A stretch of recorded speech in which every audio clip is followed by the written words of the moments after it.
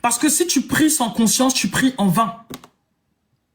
Si tu pries sans conscience, tu pries en vain. C'est ça que vous devez comprendre. La connaissance, c'est une arme qui est puissante. Si on m'avait expliqué, en fait, à un moment donné, que ce que je voyais, ça voulait dire ci, ça voulait dire ça. Oui, je vais laisser monter. Je vais finir, je clôture avec ça dans tous les cas, parce que pour moi, j'ai réglé, j'ai dit ce que j'avais à dire. Prier, c'est bien. Moi, j'ai pas un problème avec les gens qui sont religieux. Si vous voulez être dans la religion, à un moment donné, ça m'a aidé. J'ai pas de problème avec ça.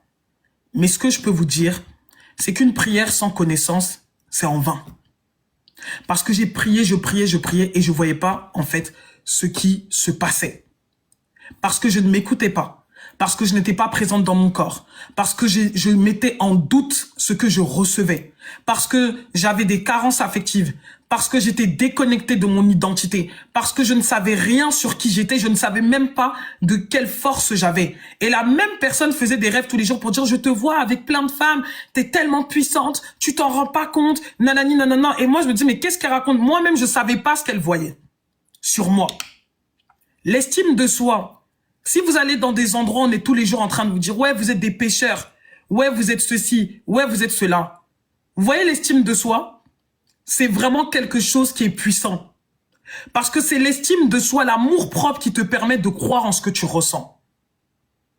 L'amour propre, c'est ce qui te permet de te dire que ça, ce que je vois là, c'est vrai en fait. Et moi, je vous fais un appel, je vous dis, aujourd'hui c'est bien. Je suis passé par là, Dieu merci, je l'utilise et j'aide des gens. La force et la puissance que j'ai, elle me vient parce que je suis passé par cette épreuve. C'est pas, j'ai eu au début des gens qui sont aidés qui m'ont aidé à l'éveil, mais après il fallait que moi-même je me découvre, que je comprenne qui je suis, que je comprenne que j'ai une part de responsabilité dans tout ce qui s'est passé. Et ma part de responsabilité, c'était de ne pas savoir qui je suis. Il y a bien des choses que vous ne pouvez pas savoir sur vos ancêtres, sur Dieu, sur tout ce que vous voulez. Mais dire qu'on ne sait pas qui on est, c'est un choix. Donc moi, je vous le dis, il faut marcher couvert dans ce monde. Il faut marcher couvert. Il faut savoir qui vous êtes. Moi, j'encourage pas les gens à dire que non, rentre dans tel endroit, rentre dans tel endroit, rentre dans tel endroit. Là où tu te trouves, fais-en quelque chose en fait. Si tu dis que tu pries la Bible, ou tu pries ton Dieu de la Bible ou ton Dieu de l'islam, peu importe en fait, parce que la vie est un processus. Essaye de comprendre ce que tu fais et pourquoi tu le fais. Recherchez vraiment dans votre cœur. Là, il y a Christine qui parlait tout à l'heure. Si je n'avais pas fait l'expérience de vivre ça, je vous dis qu'elle s'est retrouvée dans une situation où elle a vécu exactement la même chose que moi. Et c'était moi, princesse, étant consciente de ça avec Kérine, on était en train d'aller la chercher là où elle se trouvait. Et la personne n'était pas loin. La personne était à côté. Si un jour elle veut raconter son témoignage, elle le racontera. Ah, en tout cas, le jour où tu nous dis, hein, tu as été elle voudra en parler, le jour où si elle se sent le monde que vous voyez là, c'est pas un monde dans lequel on rigole. Continuez à vivre avec l'inconscience, parce que ça, c'est vraiment la plus grande des phases. Et je finirai sur ça. L'inconscience, c'est le pire de tous vos ennemis, en fait. Parce que cette fille-là est le fruit de mon inconscience.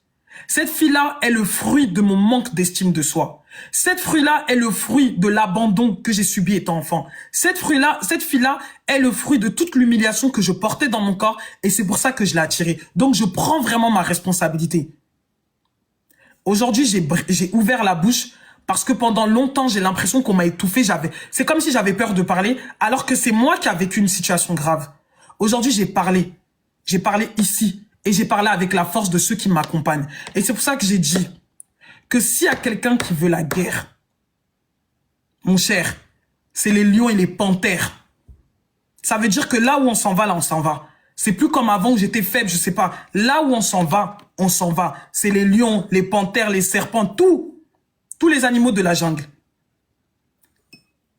C'est plus pareil. Donc je clôture ça ici. Je le dépose ici, je dépose ma vérité. Et que clairement, la vie elle-même se charge de redresser chacun de nous. C'est tout ce que j'ai à dire. Donc merci de m'avoir écouté et j'espère en fait que vous allez tout simplement tirer aussi une leçon pour vous-même et comprendre que le monde dans lequel on est là, on s'amuse pas avec.